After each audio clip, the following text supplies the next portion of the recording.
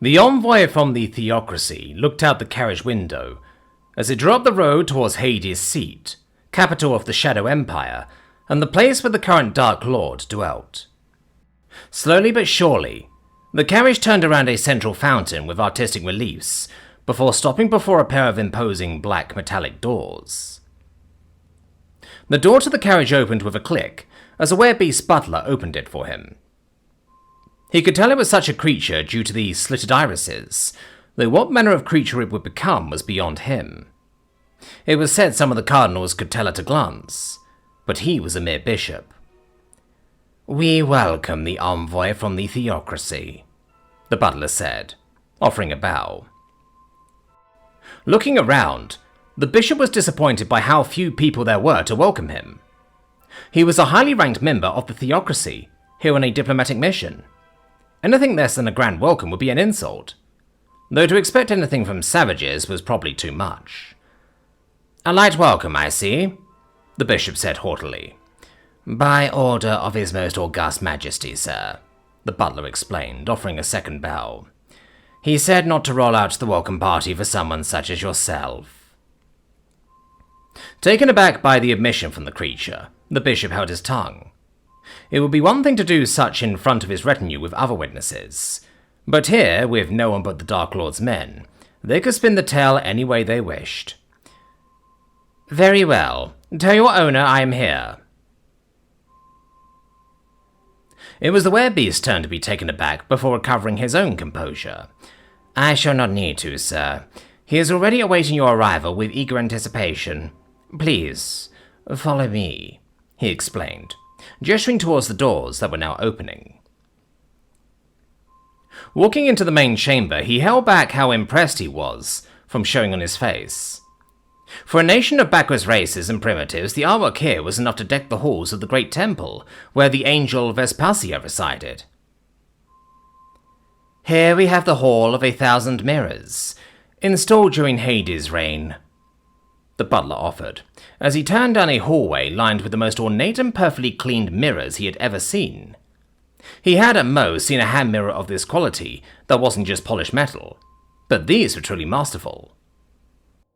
"Dwarven make?" he asked, thinking of all the pathetic races this nation allowed to call home, their most industrious could produce them.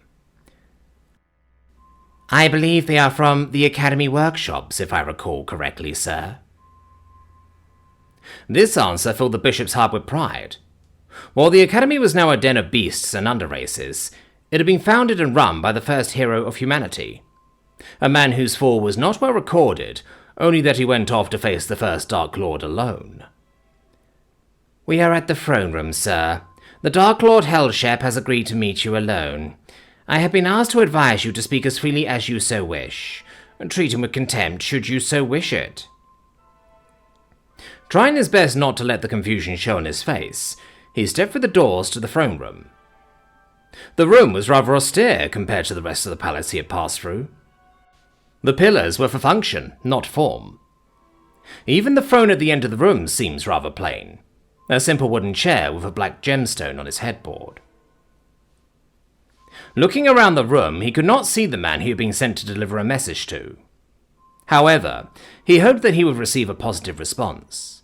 After all, he was the first human to ascend to the Ebony Throne. Granted, he was centuries old at this time, but the theocracy was willing to overlook extending life with magic, so long as it ultimately served the gods. "Hello?"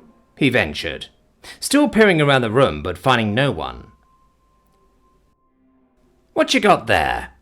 a playful voice asked, as it snatched the sealed letter from his hands before slinking away.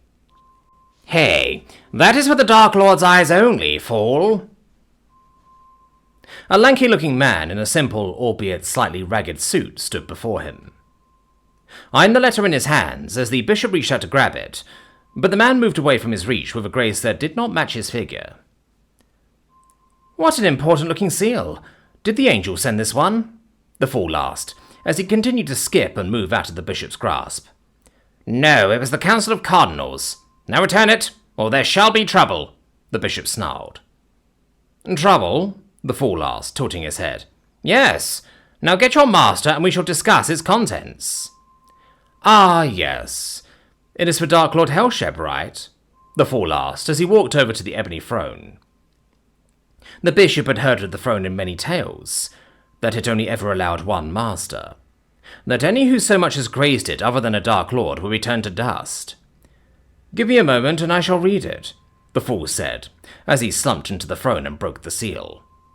You are Hellshep?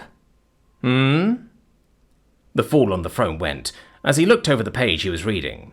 Oh, yes, the one and only. Dark Lord and ruler of the Shadow Empire, blah, blah, blah. I have so many titles, I actually have a book just listing them out. So why don't we stick with my favorite title? One my youngest daughter gave me. And that would be? The bishop asked. As with any diplomat, part of his mission was to gather information. The King of Titles. A great title for one with so many. Hellshep chuckled, before continuing to read the letter. The bishop tried his best to read his face, but contrary to most other rulers he had met, this man wore too many emotions to gather his mood. So, this letter is the deal? Hellshep asked. Yes, the bishop replied. You are aware of its contents, I assume? Yes, I was involved in the meeting when they penned it, though I have spoken it to no one. Tell me, O bishop... Hellshep rolled his hand, to which the bishop promptly responded. Hellbrand, sir. Hellbrand? Interesting name. So tell me, Bishop Hellbrand, are you disliked over there? In the theocracy, I mean? Disliked? Hellbrand echoed, confused. As far as he knew, he was a rising star with growing influence, and plenty of friends. No, sir. Then are you a fool? A fool? Hellbrand bit his tongue to hold back a wave of insults he had for this man, who had ignored all etiquette for meeting a diplomat. It's just... the theocracy wants me to legalize slavery in exchange for lasting peace. Hellbrand nodded. The Council of Cardinals agreed that it was such a simple and agreeable offer that only a madman would reject it, especially since their evidence suggested that Hellshep was born and raised in the Secondian Kingdom, a nation built on slavery. And the alternative is war? Sadly, yes. Hellbrand nodded. It's just... do you know of the foundation stones of the Empire? Hellbrand shook his head. It was something he had never heard even a whisper of. I see, it makes sense then. You see, when the Empire was founded, the Dark Lord Hades gathered the 7 sinful laws to aid him. This I know, Hellbrand replied, nodding along.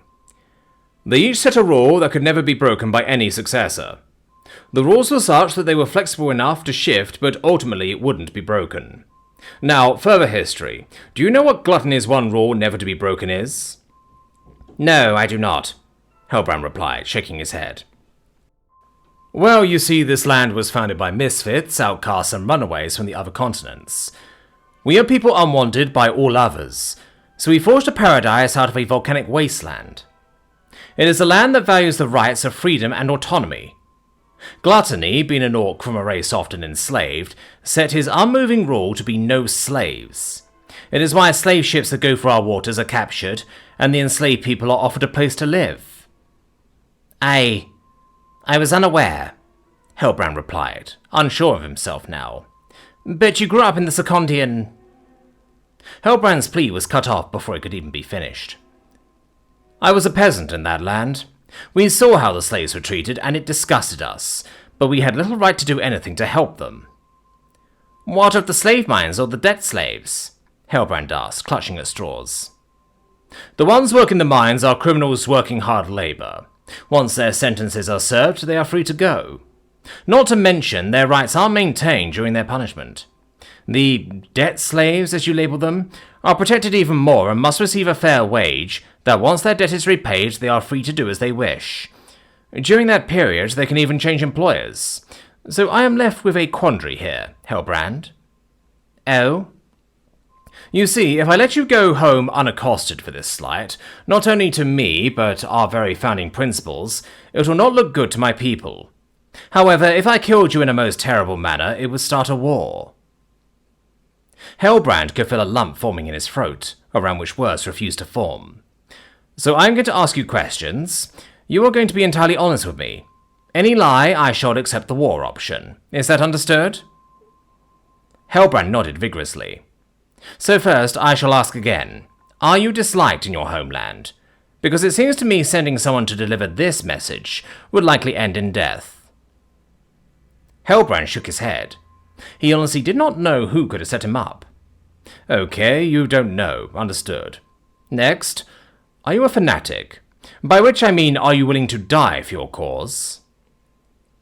Hellbrand again shook his head desperately. No? Good. I loathe nothing more than fanatics. I have to keep telling my Imperial Guard to protect the people before they protect me, but they just won't listen. Okay, last question. Now I know you are a full messenger who does value life. Hellbrand asked, looking at Hellshep, hoping for any mercy. Which hand is your dominant hand? The one you write with, the one you drink with, the one you cannot bear to live without. I believe I have a way to satisfy both parties.